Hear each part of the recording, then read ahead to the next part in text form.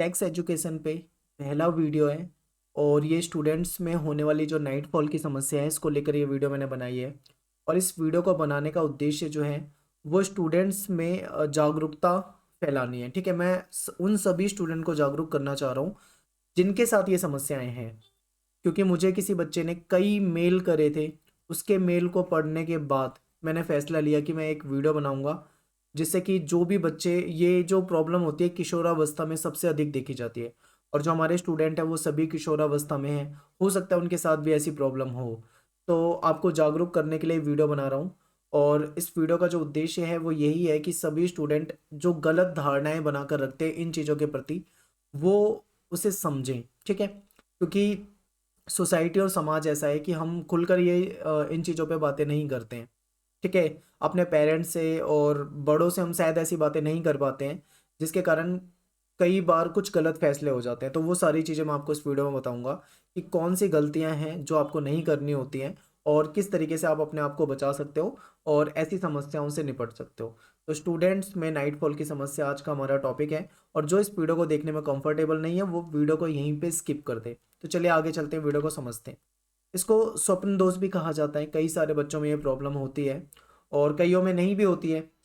और ज़्यादातर देखा गया है ये जो 15 साल से लेकर 30 साल की जो एज होती है सबसे ज़्यादा ये जो प्रॉब्लम होती है इस उम्र में होती है।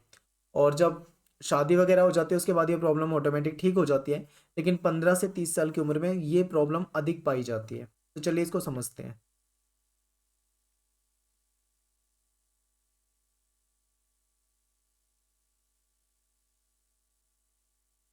तो चलिए देखिए इस वीडियो में हम क्या क्या डिस्कस करेंगे। सबसे पहले कि नाइट फॉल यानी स्वप्न दोष जो होता है वो क्या है और नाइट फॉल किसे होता है, नाइट फॉल से क्या समस्याएं होती है, क्या नाइट फॉल से घबराने की ज़रूरत है या नहीं, और नाइट फॉल का अगर इलाज करें तो वो कैसे इलाज हो सकता है, कौन से डॉक्टर से हमें इसके लिए मिलना पड़ेगा। कई सारे क्वेश्चन जो हैं ये सारे क्वेश्चन दिमाग में ज़रूर आते होंगे उसके जो इस समस्या से गुजर रहा होगा। तो वीडियो को ध्यान से देखिए, मैं आपको एक एक पॉइंट बताऊंगा और आपको सिंपल भाषा में बताऊंगा, डॉक्टर वाली भाषा में नहीं बताऊंगा, तो आपको अच्छे से समझ में भी आएगी सारी चीज़ें। तो चलिए देखते हैं सबसे पहले नाइट फॉल क्या है। तो देखिए नाइट फॉल को लेकर लोगों के मन में कई सारी गलत धारणाएं होती हैं। अक्सर लोग इसे गलत समझते हैं जबकि ये एक नेचुरल प्रक्रिया होती है और ये प्रॉब्लम जो होती है किसी के साथ भी हो सकती है। ठीक है, ये लड़कों के साथ होती है। बहुत सारे लोग सोचते हैं कि ये लड़कियों के साथ नहीं होती, पर ये लड़कियों के साथ भी हो सकती है। अधिकतर आपने यही सुना होगा कि ये केवल लड़कों के साथ होती है, पर ये लड़कियों के साथ भी हो सकती है। इस चीज़ को भी ध्यान रखें। कई बार क्या होता है, ये कैसे होता है मैं आपको बताता हूँ। कई बार क्या होता है, पुरुषों में सोते समय वीर्य का स्खलन हो जाता है, जो सीमेन होता है वो डिस्चार्ज हो जाता है अपने आप ही। कई बार क्या होता है, कुछ सपने आते हैं, जो ड्रीम्स होते हैं उसमें कुछ सेक्सुअल कंटेंट दिखाई देता है, कुछ ऐसा जो उत्तेजित करता हो। और ऐसा देखने के बाद कई बार क्या होता है कि वीर्य का जो होता है वो स्खलन हो जाता है। ठीक है, और कब और हमेशा ऐसा नहीं है कि ये बुरे सपने देखकर या वैसे सपने देखकर ही ऐसा हो। कई बार क्या होता है कि कोई जो इंसान है वो आराम से सो रहा है और उसे कोई सपने वगैरह नहीं आए लेकिन फिर भी डिस्चार्ज हो जाता है। ठीक है, कई बार बिना सपने देखे भी ऐसा हो सकता है। और बहुत लोगों के दिमाग में धारणा होती है कि केवल और केवल ऐसा रात में ही होता है। तो ये भी आपके दिमाग में गलत धारणा है। कोई व्यक्ति अगर दिन में सो रहा है तो उसके साथ भी ऐसा हो सकता है। तो ये बहुत ही नॉर्मल प्रोसेस है, प्रक्रिया समझ लो आप, सबके साथ हो सकता है, नेचुरल है। और ज़्यादातर मैंने आपको बता दिया 15 से 30 की एज के बीच में ज़्यादा देखने को मिलता है। ऐसा नहीं है कि ये 30 प्लस वालों को नहीं होता होगा। ठीक है, उनको भी होता है लेकिन ज़्यादातर जो होता है वो इसी एज में होता है। ठीक है, कई बार क्या होता है, ये मैं आपको बता चुका हूँ, ये सारी चीज़ें 15 से 30 की उम्र में होता है। और अगर ये एक लिमिट में हो रहा है तो इससे कोई कमजोरी या कोई समस्या नहीं होती है। बहुत सारे लोग सोचते हैं कि इससे बहुत ज़्यादा वीकनेस आ जाती है या इसको गलत समझ बैठते हैं, तो ऐसा कुछ नहीं होता है। लेकिन ये एक ऐसी स्थिति आ जाती है जहाँ पे ये कमजोरी और समस्या पैदा कर सकता है। वो स्थिति कौन सी है वो भी आपको बताऊंगा। तो यहाँ तक आपको ये समझ में आ गया होगा कि नाइटफॉल जो है वो क्या है, किसे हो सकता है, कैसे हो सकता है, ये सारी चीज़ें आपको यहाँ पे समझ में आ गई होगी।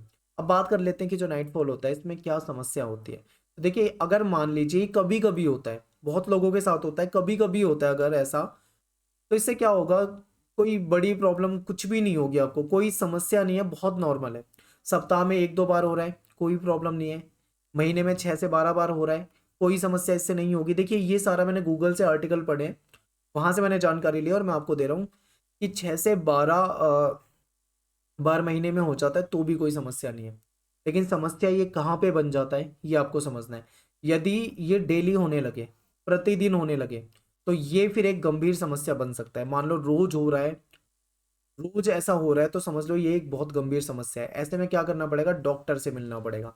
अब यहाँ पे समस्या ये आ जाती है कि हमारा जो कल्चर है उसके तहत हम ये बातें बड़ों से नहीं बताते हैं, शेयर नहीं करते हम ज़्यादा, अपने दोस्त वगैरह से बताते हैं, या फिर कहीं हम किसी गलत डॉक्टर के पास चले जाएं या किसी गलत दवा खाने टाइप के आपको पता है चले जाएं, तो उनका उद्देश्य केवल पैसे लूटना होता है और वहाँ पे जाके फंसते हैं।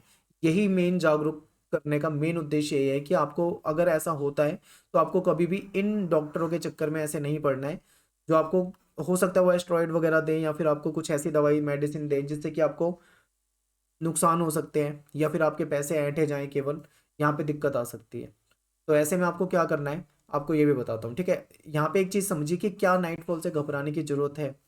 देखिए बिल्कुल, अगर ये 1-2 बार हो रहा है हफ्ते में, 1-2 बार महीने में, 5-7-6-7-8-10 बार हो रहा है, तो कोई बड़ी प्रॉब्लम नहीं है, कुछ भी नहीं होता, नॉर्मल है।